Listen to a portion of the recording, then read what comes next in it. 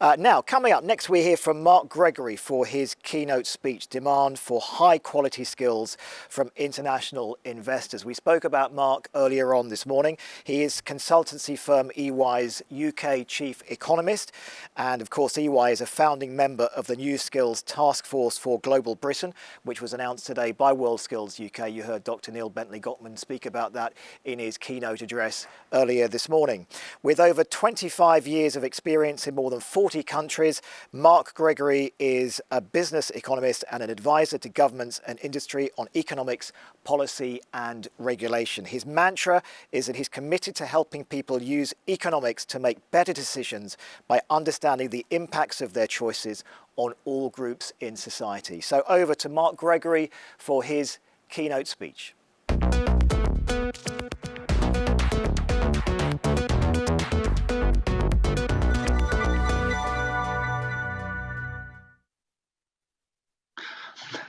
Thanks very much, and good morning, everyone.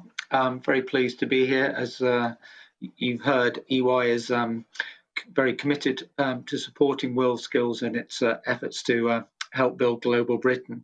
And I'm going to talk a bit about our foreign direct investment research, which a program we've been running for over 20 years across Europe and globally. And the insights I share today will be from a survey we've just completed in March and April of over 500 investors who invest globally, many of whom have a particular interest in the UK. And we've really been trying to unpick that skills story. And as always with skills, and with any survey, the actual analysis is always more complicated than maybe on the surface. I mean, that's how economists kind of justify their existence. So what I'm going to try and do is really unpick the skills story from international investors. I think you'll see it both aligns with what WorldSkills have set out as their ambition, but also does contain some challenges to actually get that together. So if we can go to the slides, I can't see any slides at the moment. There we go. Okay, so as I said, 570 investors responded to our survey. Actually, we spoke to about another 2,000 across Europe. So I'll try and put everything from the UK into that European context. Could we go to the next slide, please? So first up, we ask investors what really drives their decisions to invest in a particular country. And really, when we're thinking about the UK, we're thinking about the UK in the European context. As we see supply chains continue to evolve, although at the global level value chains do cross the globe, increasingly we're seeing regionalisation of operations and supply chains. So particularly in terms of international investment, the UK is really competing with the rest of Europe as to what will as to where investors will allocate their capital.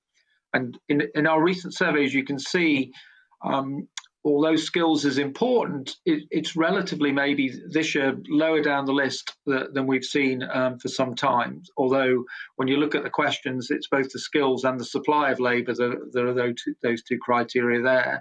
And so maybe we do need to think about those two added together. But the world has changed a bit as a result of the pandemic. And you can see that in terms of the two top criteria that investors are currently looking at to choose between countries. Firstly, how well a country dealt with the COVID crisis, and secondly, what measures are in place to deal with future crises. And those future crises could be health, they could also be cybersecurity or terrorist crises. But clearly, there's two things I think happened with COVID that are important for skills. One is risk aversion has increased. So investors are looking at countries in a more conservative way maybe than previously, but also there's been quite a lot of success in developed economies at deploying technology faster than we thought, be that in logistics, be it to develop new drugs or to help people in many cases work remotely. And actually that has sort of changed the balance between capital and labour. For a long time, certainly in Great Britain, labour has been relatively cheap, and employers have tended to maybe forego capital investment, recognizing that they can get access to labour. With technology now becoming potentially more available to substitute labour than before, we are starting to see a bit of a mix between capital and labour. So I think when we think about skills, increasingly it is going to be, as you heard earlier, those higher value skills. Employers are going to be looking, I think, to take out lower value skills, their reliance on those wherever they can, and focus more on developing higher value skills. So I think, again, what we're trying to do with World Skills very important in this context. It comes at exactly the right time, and it's pretty clear that technology will be an important part of that story. So if we go to the next slide. So starting with that backdrop, then we asked investors what policies will make countries more attractive, and in this case, the UK. And now you can start to see skills moving up in importance. So as investors think forward in terms of what they want to see, you can see both improving the skills of the UK workforce and immigration policies is important there as investors think about their skills mix. Now, we heard earlier the opportunity to reduce our reliance on importing labour and workers and actually boost the skills of the domestic workforce. And this chart certainly says that there's an opportunity there. I think, however, you do have to be careful in terms of understanding how knowledge gets transferred. You know, we need to be very careful that we do continue to support immigration policies. And particularly one of the sectors most keen on continuing to have access to skilled immigration is the life sciences sector in the UK, the investors from that sector in the survey. And that's because of the importance of knowledge transfer as a driver of innovation. So we do, while we should consider how we can boost our domestic skills, we shouldn't in any way look to close ourselves off from the global market. In terms of the sectors who really see a high priority in improving skills in the UK. Again, life sciences is high on that list, and so are the technology industries, both software, high-tech, electronics manufacturing. All of those sectors are significantly above average in terms of their interest in seeing the skills of the UK workforce improved. But again, I think another thing to take away here is how skills is very much part of a set of policy initiatives that investors are interested in. I think one of the challenges we should think about in World Skills is making sure the skills agenda is integrated with those other developments there. So you can see, for example, investors very keen on R&D funding increasing, and also on improving the telecommunications infrastructure.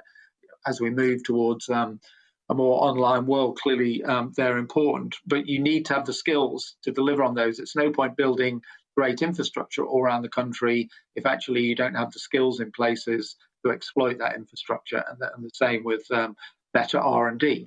So again, I think making sure the skills agenda is integrated into the overall economic development policy agenda is really important. And if we go to the next slide, please. And so just building on our story, so we've seen skills increasing, if you like, in importance as we start to get more granular in understanding what investors want. And I think here you can see where skills really matter.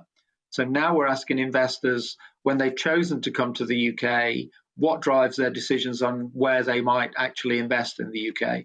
And think of the government's priorities, and particularly the levelling up agenda, and you start to see how critical skills then become in the story. So top of the list alongside business networks and the availability of grants, as I think businesses and investors post-pandemic think there may be opportunities to get more government funding to support their ambitions.